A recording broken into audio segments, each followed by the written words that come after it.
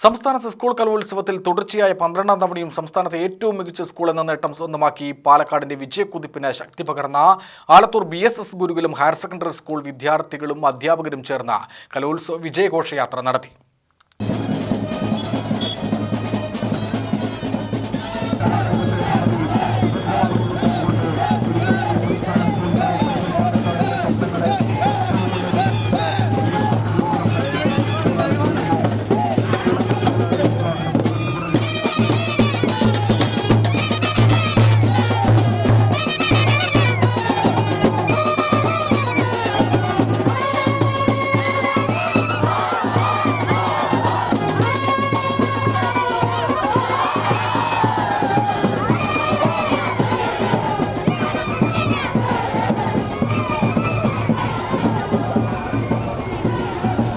ആലത്തൂർ, വടക്കഞ്ചേരി, പാലക്കാട് നഗരങ്ങളിലാണ് ഘോഷയാത്ര നടന്നത്.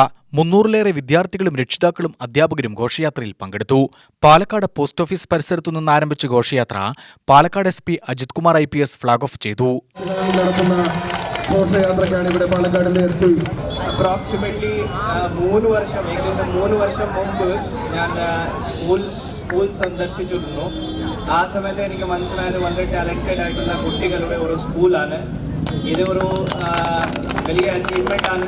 എൻ്റെ ഭാഗത്ത് നിന്ന് ഒരു വലിയ ആശംസകൾ. I wish lot of congratulations to each and every member of the school.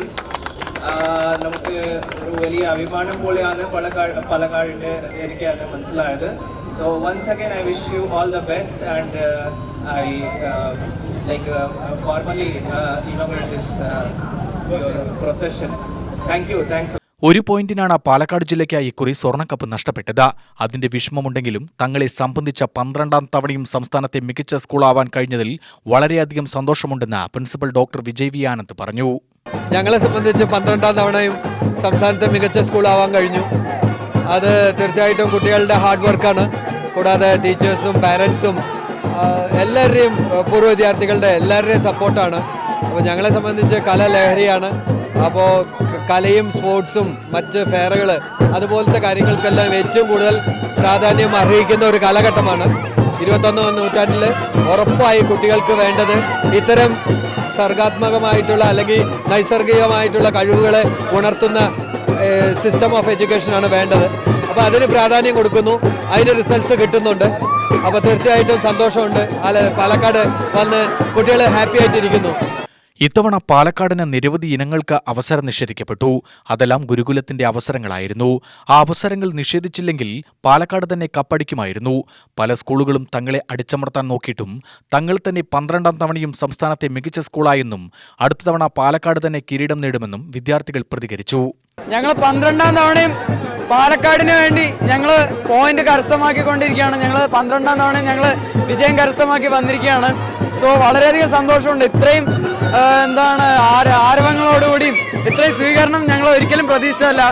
So 12ാം തവണ പാലക്കാട് സ്വർണ്ണക്കപ്പ് അടിക്കുന്നുണ്ടെങ്കിൽ അത് ഗുരുകുലത്തിന്റെ ചിറകിലേറിക്കൊണ്ടായിരിക്കുന്നുള്ളത് ഞങ്ങൾ ആദ്യം തന്നെ ഉറപ്പിച്ചതാണ്. ഇപ്രാവശ്യം ഞങ്ങൾക്ക് കുറേ ഐറ്റംസിന് അവസരം നിഷേധിക്കപ്പെട്ടതുകൊണ്ട് തന്നെ നമുക്ക് പാലക്കാടിന് 1 പോയിന്റിന്റെ വ്യത്യാസത്തിലാണ് നമുക്ക് കപ്പ് നഷ്ടപ്പെട്ടത്. അത് ഗുരുകുലത്തിന് നിഷേധിക്കപ്പെട്ട അവസരങ്ങൾ നമുക്കത് കിട്ടിയിരുന്നെങ്കിൽ തീർച്ചയായിട്ടും പാലക്കാടിന് നിസ്സംശയം ഗുരുകുലം വഴി ഞങ്ങളുടെ അധ്വാനത്തോടുകൂടി ഞങ്ങൾ വാങ്ങിക്കുന്ന പോയിന്റോടുകൂടെ പാലക്കാടിന് വിജയം കരസ്ഥമാക്കായിരുന്നു എന്നുള്ളത് ഞങ്ങൾ തീർത്തും പറയും. ഞങ്ങൾ ഉറച്ച വിശ്വാസമാണ് ഞങ്ങളുടെ.